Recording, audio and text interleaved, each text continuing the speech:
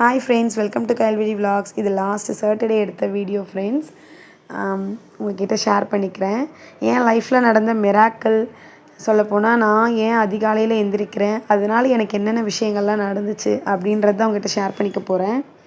நீங்கள் first time என்னுடைய channel பார்க்குறீங்கன்னா மறக்காமல் சப்ஸ்கிரைப் பண்ணி லைக் பண்ணிக்கோங்க. லாஸ்ட் இயர் பார்த்திங்கன்னா நான் ப்ரெக்னெண்ட்டாக இருந்தேன் ஃப்ரெண்ட்ஸ். தம்பி வந்து வயிற்றில் இருந்தார். கரெக்டாக இன்னும் 1 மந்த் தான் இருக்குது டெலிவரியாக. அப்படி அந்த சுச்சுவேஷனில் தான் இருந்தேன். ஹஸ்பண்ட் பார்த்திங்கன்னா ஃபாரினில் இருந்தாங்க. நான் மட்டும்தான் தனியாக இருந்து 2 பாப்பா எனக்கு, அவங்களையும் பார்த்துக்கணும். இதுக்கிடையில் ப்ரெக்னென்ட் ஆகிறதுனால என்னுடைய உடம்பையும் நான் கவனிச்சிக்கணும். இப்படி தான் போயிட்டுருந்துச்சு.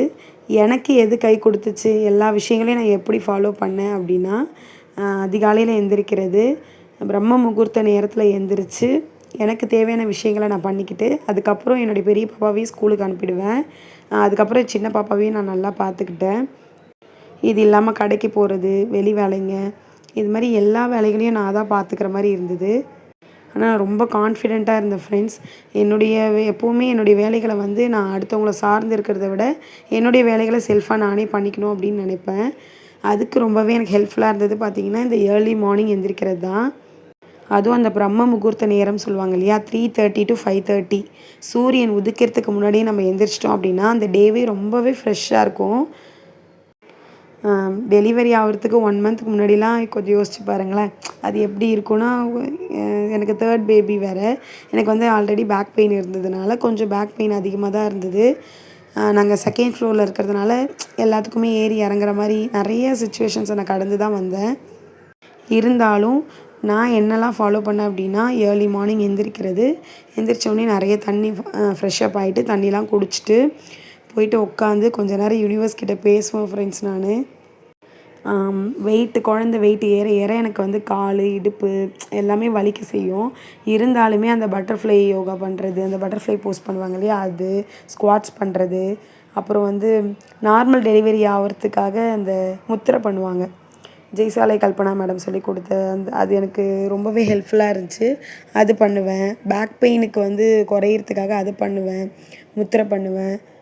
லாஸ்ட் இயர் பார்த்திங்கன்னா ரொம்பவே அப்படியே ஹெக்டிக்காக சொல்லுவாங்க இல்லையா, ரொம்ப இதாக தான் போயிட்டுருந்துச்சு. அதுக்கப்புறம் லாஸ்ட்டாக 1 மந்த் பிஃபோர் வந்து என் ஹஸ்பண்ட் வந்துட்டாங்க. வந்தோடனே செக்கப் பண்ணதுக்கு ப்ளட்டு வந்து இல்லை, நீங்கள் வந்து ஜிஹெச்சில் போயிட்டு ப்ளட் ஏற்றிக்கோங்க சொல்லிட்டாங்க.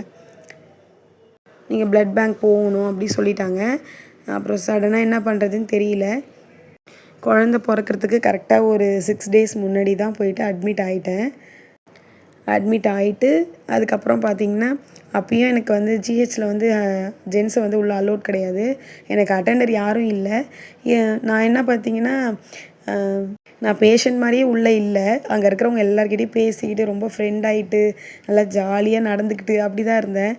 எல்லாருமே கேட்டாங்க, என்னம்மா டெலிவரி டைமில் கூட நீ இவ்வளோ ஜாலியாக என்கேஜாக இருக்க அப்படின்ட்டு. அதுக்கெலாம் காரணம் பார்த்திங்கன்னா, நான் ஏர்லி மார்னிங் எந்திரிச்சு என்னுடைய வேலைகளை செஞ்சுக்கிறது, எக்ஸசைஸ் பண்ணுறது, இதெல்லாம் தான். என் கூட இருக்கவங்களுக்குலாம் திடீர்னு வலி வருமா, எல்லோரையும் உள்ளே கூப்பிட்டு போயிடுவாங்களா, அப்படிலாம் கஷ்டமாக இருக்கும். ஜிஹெச்சில் பார்த்திங்கன்னா எல்லாருமே கேட்டாங்க, அங்கே இருக்கவங்களாம் எனக்கு ரொம்ப ஃப்ரெண்ட் ஆகிட்டாங்க. என் கூட இருந்தவங்க எல்லாருக்குமே வந்து டெலிவரி ஆகிடுச்சு. நான் எல்லாேருக்கும் ஓடி ஹெல்ப் பண்ணிகிட்டு இருந்தேன். எல்லாருமே கேட்டாங்க, நீ என்னம்மா அட்மிட் ஆகிருக்க மாதிரி இல்லை, நீ ஜாலியாக இருக்க அப்படிலாம் கேட்டாங்க. அதுக்கு ஒரே ஒரு காரணம் என்னென்னா, நான் வந்து யூனிவர்ஸை நம்புறது தான். 2வது டெய்லியுமே ஏர்லி மார்னிங் எந்திரிச்சு நான் நல்லா யோகா பண்ணி எக்ஸசைஸ் பண்ணது, உளுந்தங்கஞ்சி குடித்தேன், நிறைய கொஞ்சம் ஸ்ட்ராங்காக இருக்கணும்னு நினச்சேன் ஃப்ரெண்ட்ஸ். யாருமே இல்லாதப்போ நம்மளே பார்த்துக்கணும் அப்படின்ற சுச்சுவேஷன் வரக்குள்ளே இதெல்லாம் ஆட்டோமேட்டிக்காக வந்துடும். அதுக்கப்புறம் பார்த்திங்கன்னா ப்ளட் ஏற்றிட்டாங்க. ப்ளட் ஏற்றினதுக்கப்புறம் நெக்ஸ்ட் டே பார்த்திங்கன்னா எனக்கு வலி வந்துருச்சு. வலி வந்ததுக்கப்புறம் டெலிவரியும் ஆகிடுச்சு. குழந்த பார்த்திங்கன்னா அவ்வளோ ஆரோக்கியமாக எந்த ஒரு குறையும் இல்லாமல், இப்பயும் நான் கடவுளுக்கு ரொம்பவே நன்றி சொல்லிக்கிறேன். இதுக்கெல்லாம் நான் ரொம்பவே தேங்க் பண்ணுறது எதுக்குன்னு பார்த்திங்கன்னா, நான் காலையில் அந்த அதிகாலையில் எந்திரிச்சு நான் மனசார உட்காந்து நான் கடவுள்கிட்ட ப்ரே பண்ணது தான், யூனிவர்ஸை நம்பினது தான். எந்திரிச்சு நான் யோகா பண்ணதாக இருக்கட்டும், முத்திரை பண்ணதாக இருக்கட்டும், இது இல்லாமல் என் 2 குழந்தைங்களையும் நான் தான் பார்த்துக்கிட்டேன். அதுக்கப்புறம் நான் ஹாஸ்பிட்டல் போனதுக்கப்புறம் என் ஹஸ்பண்ட் கொஞ்சம் டேக் கேர் பண்ணிக்கிட்டாங்க. அவங்க தான் எனக்கு சமைச்சலாம் எடுத்து வந்து கொடுத்துட்ருந்தாங்க. ஆஃப்டர் டெலிவரி பார்த்திங்கன்னா 6 days ஃப்ரெண்ட்ஸ், 6 days இருந்தேன். ரொம்பவே தனியாக தான் இருக்கிற மாதிரி சூழ்நிலையாக இருந்தது. குழந்தை பெற்றதுக்கப்புறம் அவ்வளோ ஒரு உடம்பு வலி இருந்தது. குழந்தைய பார்த்துக்க கூட யாரும் கிட்ட இல்லை.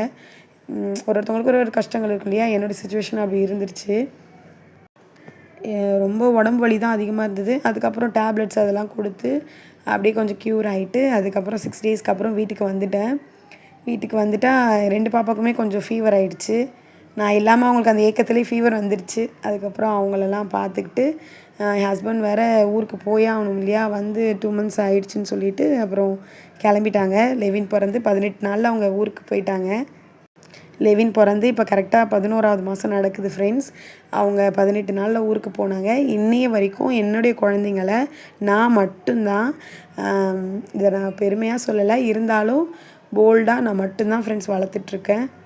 ஒரு டெலிவரியான உடம்ப வச்சுட்டு என் பெரிய பொண்ணு ஸ்கூலுக்கு போகணும். சின்ன நடு பாப்பா பார்த்திங்கன்னா சின்ன குழந்தை, அவளையும் பார்த்துக்கிட்டு தம்பியும் பார்த்துக்கிட்டு இன்னைய வரைக்கும் எல்லாத்தையும் மேனேஜ் பண்ணிகிட்ருக்கேன். சில காரணங்களால் என் ஹஸ்பண்டால் இன்னும் வர முடியல. கண்டிப்பாக வந்துடுவாங்க. ஓகே ஃப்ரெண்ட்ஸ், எங்கள் வீடியோ பிடிச்சிருந்தா மறக்காமல் லைக் கொடுத்து சப்ஸ்கிரைப் பண்ணிக்கோங்க. தேங்க்யூ ஃபார் வாட்சிங்.